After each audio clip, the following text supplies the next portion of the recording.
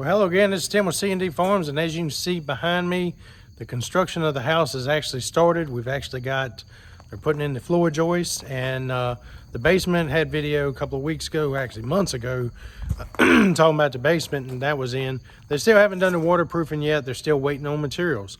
So that seems to be one of the biggest problems we've had with the construction of this house, and a lot of it's due to COVID, is waiting on materials. You know, we ordered our windows almost 8 weeks ago, so hopefully they're going to be here about the time he's ready to dry it in. So this week I'm gonna have, you know, just some clips throughout the week, and I'll try to this video will come out towards the end of the week. We're going to talk about joists versus truss floors and some other little things that we put in this house. That, you know, some houses now, you see a lot of houses with truss floors, and one of the biggest advantages of that is, you know, as you can see behind me, these are temporary. They'll put in the permanent post after they get the floor in. These are just temporary. But I do have two beams going down, and I will have posts in the basement, so that takes up space. And or if you do something with the basement, you've got to account for those as part of your you know, your floor plan. This post is going to be in the way. It's not just going to be an open floor space. But me personally, I want the joist. I didn't want a trussed floor, and I'll talk some about that in the next segments, and as we talk about during the week. So hopefully by the end of the week, where you can see daylight through this, there will be plywood and maybe even some walls. We'll see. So stay tuned for more, and we'll talk about this truss versus joist floor.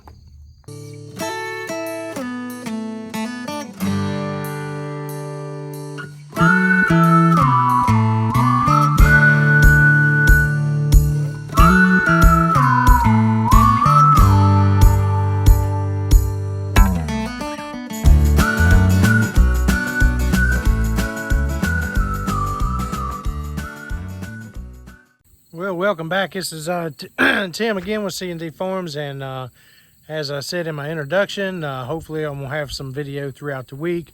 Wasn't able to get as many, and actually we went into a little bit of the next week. So weather and a couple other things kind of held us back. Actually, they weren't able to finish the floor due to weather. So hopefully the rest of this week, we're going to be going out of town. I'm going to try to bring some video of that. We're actually going to go to the Homesteaders of America conference. We're leaving tomorrow to go to that, and be spending the weekend at that event. So hope to see a lot of stuff, hope to learn a lot of stuff, and have some information about that. I know there's a lot of other YouTubers that will be there that are way more popular than I am, and I hope to meet some of them. I know Justin Rhodes is going to be there. He's a speaker. Joe Silison, which I don't think he's a YouTuber, but he's a big name in the homesteader. And the Fit Farmer, Doug and Stacy. It's several of them that'll be there. So hopefully we'll have some video of that, and some of the classes, and I'll put a tag in there as well. So, but here's the some of the floor. They got almost all of it, and then this week they hadn't been able to do much, or they haven't come here. So the contractor does have more than one person that they're building the house for. So certain things have to be done at certain times. So if you are going to build a house, understand that it's not going to be as fast as you want it to be. So and it looks like that they'll start, and what I've seen, and I did build a house years ago, once they start framing, it frames up pretty quickly. They get it dried in, and then it just slows down again. It seems like it takes forever for a lot of the subcontractors, and you know, this has been a long time for us, so my patience is not as good as it should be. So that's I was hoping to have this done, or I was hoping this was going to be done by the time I done this video, and at least have maybe a wall. But this is what they've got, and maybe when we get back from the Homesteaders of America conference, we will come to see a wall here. Who knows? So the other thing that and I'll show it in a little bit, the sun's coming out, so it's real nice today. We put a gate up. I got some, I'll stitch in some video of us putting the gate up or some pictures of the gate. Wasn't able to video it that day. Tried, and I think I messed up and goofed up on my camera. So I only got like one video of us digging the holes. So I'll just take some pictures and kind of put that in as part of the video, maybe while I'm talking right now. So one of the other things that I was going to talk about, and we'll kind of walk here, that's the going down to the basement. I got to get out of the sun.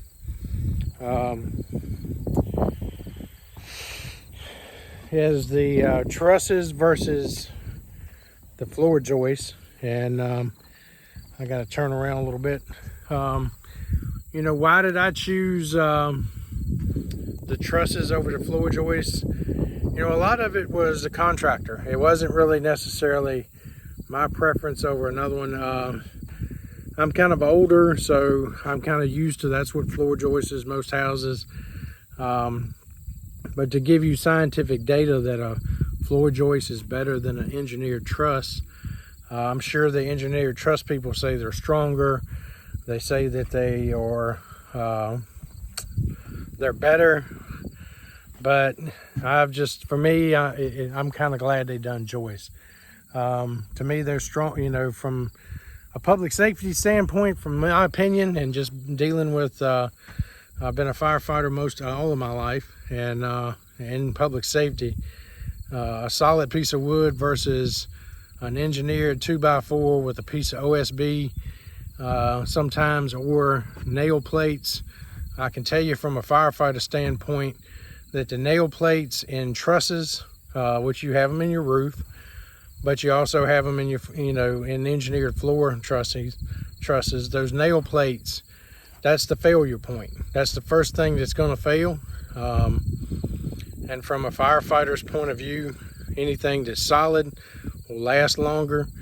If something happens in here, that floor is going to hold up longer. Now that may not mean nothing if the house is on fire. The goal is to get out. But from a firefighter's point of view, it's, that's one of our dangers. Older houses, they will stand up longer. Newer houses today, we know as firefighters that we've got very limited time. If we're going to do anything, we're going to rescue anybody, we got to do it quickly, and we got to do it within a certain time frame, because if not, the house is going to start to collapse on us. So that's one reason for me. I just like trusses. But to tell you they're stronger or joists are stronger than trusses, I don't have the science to back that up. And I think it just comes down to individual preference.